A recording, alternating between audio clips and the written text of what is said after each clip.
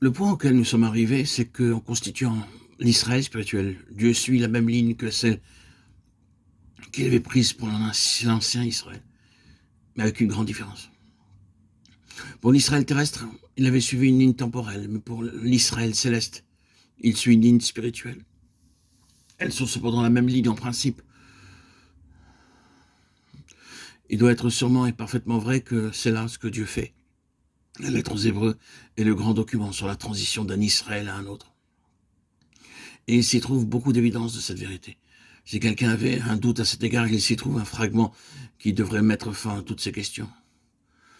Vous ne vous êtes pas approché d'une montagne qu'on pût toucher, ni du feu ardent, ni de l'obscurité, ni des ténèbres, ni de la tempête, ni de l'éclat de la trompette, ni de la voix qui parlait, voix si redoutable que ceux qui l'entendirent demandèrent instamment que la parole ne leur fût plus adressée. Ils ne pouvaient supporter cette menace. Même l'animal qui aura touché cette montagne sera lapidé. Et le spectacle était si terrible que Moïse dit « Je suis épouvanté et tout tremblant ». Hébreux 12, 18, 21. C'était l'ancien Israël qui avait été constitué au pied de la montagne. Cependant, la parole nous dit à nous, ce n'est pas cela que vous êtes venus. Ce n'est pas de cette manière que Dieu constitue le nouvel Israël. Mais vous vous êtes approchés de la montagne de Sion, de la cité du Dieu vivant, la Jérusalem céleste, des myriades qui forment l'assemblée des anges, de l'Église, des premiers-nés inscrits dans les cieux, de Dieu, le juge de tous, des esprits des justes parvenus à la perfection, de Jésus, le médiateur de la nouvelle alliance et du sang de l'aspersion qui proclame les meilleures choses que celui d'Abel. Hébreux 12, 22, 24.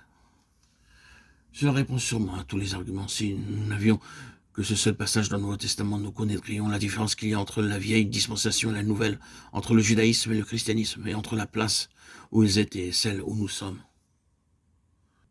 Mais ce n'est pas tout. Ce n'est qu'une petite partie de tout l'argument. J'aimerais que nous remarquions quelques-uns des titres que nous trouvons dans cette lettre, et qui sont des évidences de cette vérité. Nous savons tous que Dieu considérait Israël comme sa famille. Il a dit à Pharaon, « Laisse partir mon fils ». Exode 4, 22. L'évidence est trop claire pour que nous poursuivions jusqu'au bout, mais il est très net que l'ancien Israël était en un certain sens considéré par Dieu comme sa famille. Les Israélites étaient ses enfants et en ce sens, il parlait de lui-même comme de leur père. Ici, dans cette lettre qui montre la transition de l'ancien Israël au nouveau, l'idée est reportée dans le royaume spirituel. En effet, il convenait que celui pour qui et par qui sont toutes choses, voulant amener beaucoup de fils à la gloire, éleva à la perfection par les souffrances l'auteur de leur salut. Car celui qui sanctifie et ceux qui sont sanctifiés sont tous issus du même Père. C'est pourquoi il ne dédaigne pas de donner à ceux-ci le nom de frère, quand il dit « J'annoncerai ton nom à mes frères. Je te louerai au milieu de l'assemblée. » Et dit ailleurs « Je me confierai en lui. Et encore, me voici, moi et les enfants que Dieu m'a donnés. » Hébreux de 10, 13. Nous remarquons là toute une liste de citations de l'Ancien Testament. Autrefois, tout était lié à l'ancien Israël. Cet Israël-là a désormais été mis de côté. Et Dieu reprend d'une nouvelle manière ce principe de la vie de famille en relation avec lui-même. Son fils est le premier-né de plusieurs frères, Romains 8, 29. Et nous sommes fils de Dieu par la foi en Jésus-Christ, Galates 3, 26. Nous avons probablement vu que la toute première idée de Dieu a été une famille.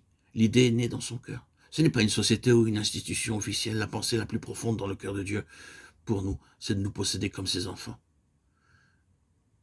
Et nous, qui connaissons notre Bible, nous pourrons nous souvenir de plusieurs passages tels que « Comme un père est ému de compassion envers ses enfants, l'Éternel est ému de compassion envers ceux qui le craignent » Psaume 103, 13.